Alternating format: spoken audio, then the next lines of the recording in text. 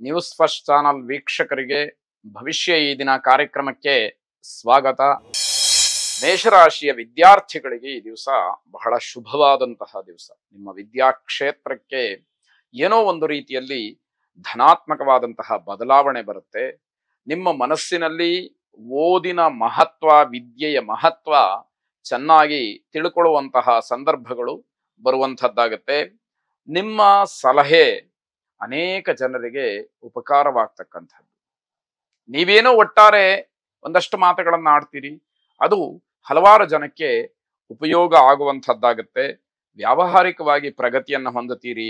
ಮಕ್ಕಳಿಗೆ ಸರಿಯಾದಂತಹ ಮಾರ್ಗದರ್ಶನವನ್ನು ಮಾಡಿ. ಯಾಕೆ ಅಂತಂದ್ರೆ ಎಲ್ಲವೂ ಕೂಡ ನಿಮ್ಮ ಮಾರ್ಗದರ್ಶನವನ್ನೇ ಅವಲಂಬಿಸಿ ಇರತಕ್ಕಂಥದ್ದಾಗತ್ತೆ. ಕುಟುಂಬದ ಜಗಳ ಬೀದಿಗೆ ಬರದೇ ಇರೋ ಹಾಗೆ ನೀವು ಗಮನಿಸ್ಕೊಳ್ಬೇಕು. ಮನೆಯಲ್ಲಿ ಸಾಂಸಾರಿಕವಾಗಿ, ಕೌಟುಂಬಿಕವಾಗಿ ಒಂದಷ್ಟು ಏನೋ ಸಣ್ಣ ಪುಟ್ಟ ವ್ಯತ್ಯಯಗಳು, ಮಾತುಕತೆಗಳು ಬರ್ಬೋದು. ಒಬ್ಬರಿಗೊಬ್ಬರಿಗೆ ವಿಚಾರದಲ್ಲಿ ಭಿನ್ನಾಭಿಪ್ರಾಯಗಳಿರಬಹುದು. ಅದೇನೇ ಇದ್ರೂ ಕೂಡ ನಾಲ್ಕು ಗೋಡೆಗಳ ಮಧ್ಯದಲ್ಲಿ ಇರಬೇಕೇ ಹೊರತು ಅದು ರಸ್ತೆಗೆ ಬಂದ್ರೆ ಇಡೀ ಕುಟುಂಬದ ಮರ್ಯಾದೆ ಹೋಗ್ತಕ್ಕಂಥದ್ದು. ಸಾಂಸಾರಿಕವಾಗಿ ಸಮಾಧಾನ ಇರೋದಿಲ್ಲ. ಆದರೂ ಕೂಡ ಪ್ರತಿನಿತ್ಯದಲ್ಲಿ ಇವೆಲ್ಲ ಬಂದು ಹೋಗ್ತಕ್ಕಂತಹ ವಿಚಾರ ಅಂತ ಹೇಳಿ ಅದನ್ನು ತುಂಬಾ ಗಾಂಭೀರ್ಯವಾಗಿ ಗಮನಿಸಿ ಸರಿಯಾದಂತಹ ಪರಿಹಾರವನ್ನ ಹುಡುಕಿಕೊಳ್ಳಬೇಕಾದಂಥದ್ದು. ಅಯ್ಯಪ್ಪ ಸ್ವಾಮಿಯನ್ನ ವಿಶೇಷವಾಗಿ ಪ್ರಾರ್ಥನೆ ಮಾಡಿ ಶುಭವಾಗಿ. ವೃಷಭ ರಾಶಿ ವ್ಯಾವಹಾರಿಕವಾಗಿ ಲಾಭವನ್ನ ಕಾಣತಕ್ಕಂತಹ ದಿವಸ. ಆದರೆ ಸಾಂಸಾರಿಕವಾಗಿ ಏನೋ ಭಿನ್ನಾಭಿಪ್ರಾಯಗಳು ಅಥವಾ ಏನೋ ಬೇರೆ ಬೇರೆ ಆಲೋಚನೆಗಳು, ಒಬ್ಬರ ಮಾತು ಮತ್ತೊಬ್ಬರಿಗೆ ಸರಿ ಅಂತ ಹೇಳಿ ಅನ್ನಿಸದೇ ಇರತಕ್ಕಂಥದ್ದು, ಹೀಗೆಲ್ಲ ಒಂದಷ್ಟು ಬೇರೆ ಬೇರೆ ರೀತಿಯಲ್ಲಿ ಅಭಿಪ್ರಾಯಗಳು ಉಂಟಾಗುತ್ತೆ. ಬೇರೆಯವರ ಜೊತೆಯಲ್ಲಿ ನಿಮ್ಮ ಸಮಸ್ಯೆಗಳನ್ನ ಹೇಳ್ಕೊಳ್ಬೇಡಿ. ನಿಮಗೇನೋ ಸಮಸ್ಯೆ ಇದೆ ಅಂತ ಹೇಳಿ ಬೇರೆಯವರ ಹತ್ರ ಹೇಳ್ಕೊಂಡಾಗ ನೀವು ದುರ್ಬಲರಾಗ್ತೀರಿ. ನಿಮ್ಮ ದೌರ್ಬಲ್ಯವನ್ನ ಉಪಯೋಗ ಮಾಡಿಕೊಂಡು ಬೇರೆಯವರು ನಿಮ್ಮ ಮೇಲೆ ಅಧಿಕಾರವನ್ನು, ಆಕ್ರಮಣವನ್ನು ಮಾಡೋದಕ್ಕೆ ಅವಕಾಶಗಳಾಗತ್ತೆ. ಅದು ಬೇಡ. ಬೇರೆಯವರ ಮಾರ್ಗದರ್ಶನದಂತೆ ನೀವು ನಡ್ಕೊಳ್ಬೇಕಾದಂತಹ ದಿವಸವಾಗುತ್ತೆ.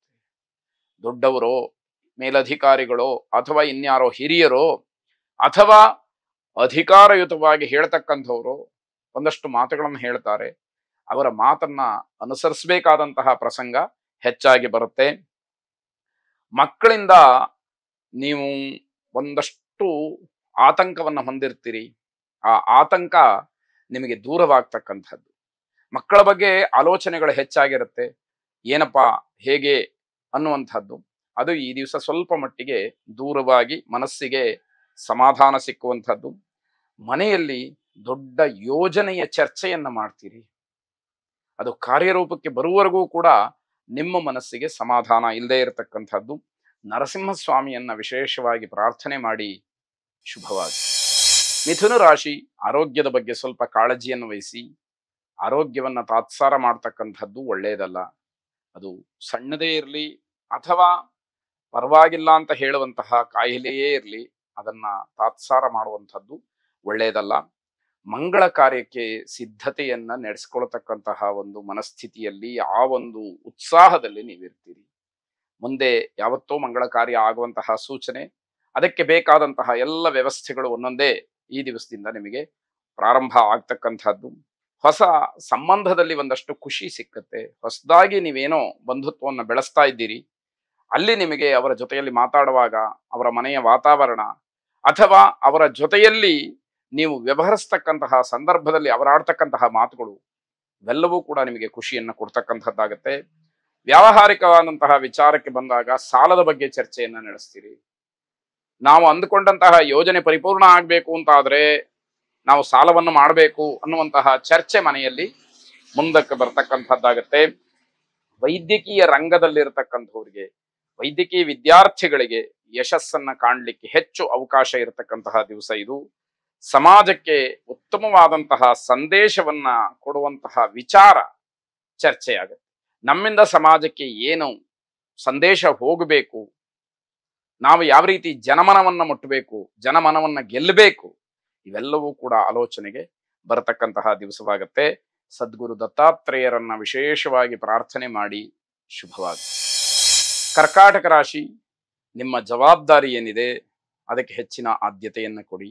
ಕರ್ತವ್ಯವನ್ನ ಪೂರೈಸೋದ್ರ ಬಗ್ಗೆ ನಿಮ್ಮ ಆಲೋಚನೆಗಳು ಒಂಥರ ಗಟ್ಟಿಯಾಗಿ ಉಳಿದು ಅದರ ಬಗ್ಗೆ ಚಿಂತನೆಯನ್ನ ನಡೆಸಿ. ಬದಲಾವಣೆಗೆ ಇದು ಸರಿಯಾದಂತಹ ಸಮಯ ಅಲ್ಲ. ಯಾವುದೇ ರೀತಿಯ ಬದಲಾವಣೆ ಇರಬಹುದು, ಎಲ್ಲವುದಕ್ಕೂ ಅನ್ವಯವಾಗ್ತಕ್ಕಂಥದ್ದು. ಅದಕ್ಕೆ ಸಮಯ ಚೆನ್ನಾಗಿಲ್ಲ. ಆ ಆಲೋಚನೆಗಳು ನಿಮ್ಮಿಂದ ದೂರ ಇರಲಿ. ಸ್ನೇಹಿತರ ಸಹಾಯದ ಅಗತ್ಯತೆ ಇರುತ್ತೆ. ನಿಮ್ಮ ವ್ಯಾವಹಾರಿಕವಾಗಿ, ಔದ್ಯೋಗಿಕವಾಗಿ, ಜೊತೆಗೆ ವಿದ್ಯಾರ್ಥಿ ಮಿತ್ರರಿಂದಲೂ ಕೂಡ ನಿಮಗೆ ಸಹಾಯ ಬೇಕಾಗಬಹುದು ಅಂತಕ್ಕಂಥದ್ದು. ಬೇರೆಯವರ ಬಗ್ಗೆ ಒಳ್ಳೆಯದಾದಂತಹ ಯೋಚನೆಗಳು ಕೂಡ ಇರಲಿ. ಯಾಕೆ ಅಂತಂದ್ರೆ, ಒಬ್ಬರಿಂದ ನಾವೇನಾದರೂ ಉಪಕಾರ ಸಹಾಯ ಪಡ್ಕೊಂಡಿದೀವಿ ಅಂತಾದ್ರೆ ಅವರ ಯೋಗಕ್ಷೇಮವನ್ನು ನಾವು ಒಳ್ಳೆಯದಾಗ್ಲಿ ಅಂತ ಹೇಳಿ ಚಿಂತಿಸಬೇಕಾದಂತಹದ್ದು ನಮ್ಮ ಕರ್ತವ್ಯವಾಗಿರುತ್ತೆ. ಸಹೋದ್ಯೋಗಿಗಳಿಂದ ಸ್ವಲ್ಪ ಮಟ್ಟಿಗೆ ಸಮಸ್ಯೆ ಆಗುತ್ತೆ. ಅವರ ಅಭಿಪ್ರಾಯವನ್ನ ನೀವು ಸ್ವೀಕಾರ ಮಾಡಲಿಲ್ಲ, ನಾನು ಹೇಳಿದ್ದನ್ನ ಕೇಳಲಿಲ್ಲ ಅನ್ನುವಂತಹ ಯಾವುದೋ ಒಂದು ಭಿನ್ನಾಭಿಪ್ರಾಯ, ಬೇಸರ ಅವರ ಮನಸ್ಸಿನಲ್ಲಿ ಉಳಿಬಹುದು. ಮಾನಸಿಕವಾಗಿ ಸಮಾಧಾನ ಇರುವುದಿಲ್ಲ. ಯಾವಾಗ ಇಷ್ಟೆಲ್ಲ ಹೋರಾಟ ಮಾಡಿಯೂ ಕೂಡ ಈ ರೀತಿ ಯಾವುದೋ ಒಂದು ಗೊಂದಲ ನನ್ನ ಮೇಲಿದೆ ಅಥವಾ ನನ್ನ ಹತ್ರ ಇದೆ ಅಂತಂದ್ರೆ ಮನಸ್ಸಿಗೆ ಅದು ಸಮಾಧಾನವನ್ನ ಕೊಡದೇ ಇರತಕ್ಕಂಥದ್ದಾಗತ್ತೆ. ಸಾಯಿಬಾಬಾರನ್ನ ಪ್ರಾರ್ಥನೆ ಮಾಡಿ. ಶುಭವಾಗಿ.